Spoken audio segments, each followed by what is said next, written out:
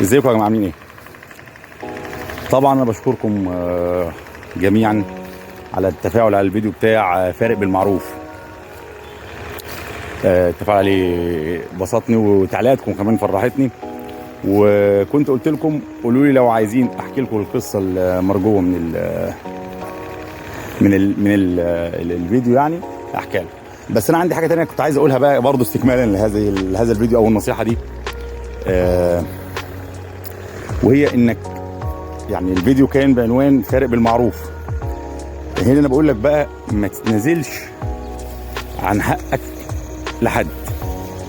يعني لو اتعودت انك تتنازل لحد مره واثنين وثلاثه،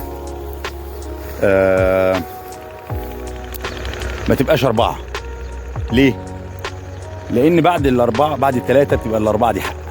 يعني انت لو تنازلت لحد مره ممكن يقدر لك التنازل مثلا المره دي، والثانيه يمكن يقدر لك كمان مره، والثالثه يمكن يقدر لك كمان مره، لكن الرابعه بيعتبرها حق ومش مش هيقدره بقى، هيبقى ده حق عادي زي ما بيقولوا كده، الحق المكتسب.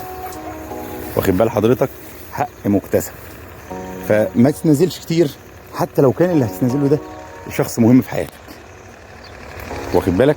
هوريك حاجه بسيطه كده تشوفها انت، وبعد كده تبقى تقول لي اقصد ايه بيها.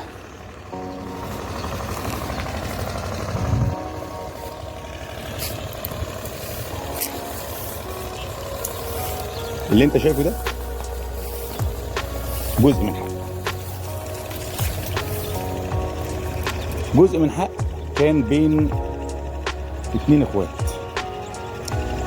بعد العمر الطويل الاتنين اخوات بقوا اولاد الاخوات، وفضل برضو تنازل من احد الاطراف، وبقى جزء من حق الطرف اللي ملوش حق.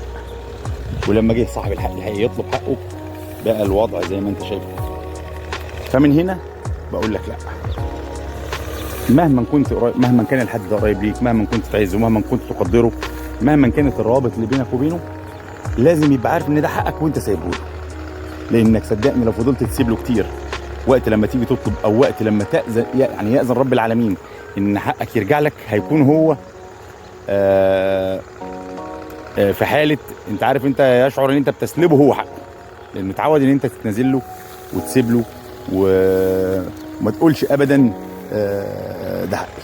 فخليك دايما ايه، انت عارف ان انت حقك تعمله ازاي، يعني ما تسيبوش، ما تسيبش حقك وخلاص. فخليك تبقى تقدر العلاقات الاسريه لكن مش هقدر بقى، مش لما يبقى الطرف اللي قدامه بيقدر هو كمان وبس. اعملوا لايك وشير للفيديو يا جماعه، واعملوا اعجاب للفيديو، واعمل لي كومنت كده وقول لي رايك. سلام.